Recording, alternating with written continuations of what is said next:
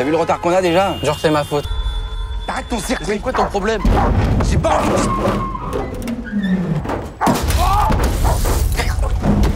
C'est une mutation, c'est un phénomène récent, complexe, et j'admets volontiers, on comprend pas tout.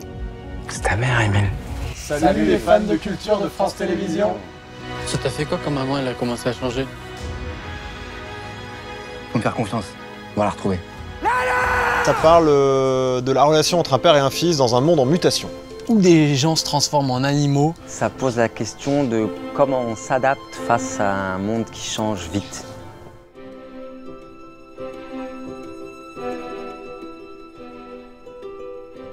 C'est celui du réalisme.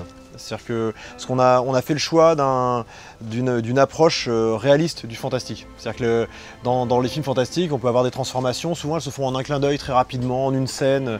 Là, on a une transformation qui est censée être naturelle, progressive.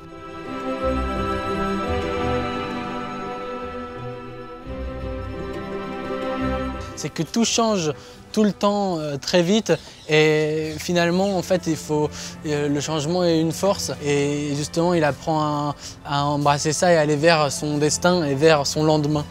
Il part à l'aventure avec les transformations, avec les mutations et il veut vivre aux côtés de ça. Il ne veut surtout pas s'extraire trop, surtout pas combattre, mais accepter et essayer de trouver un chemin parallèle mais sans casser un lien qui est naturel d'un père et d'un fils.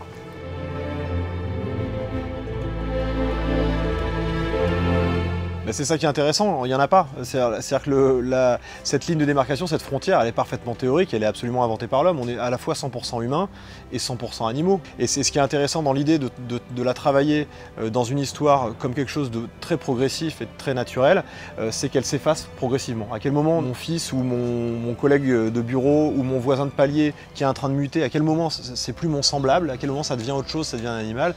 C'est là que ça devient poreux, que ça devient très intéressant, intriguant, et en tout cas étrange, donc captivant.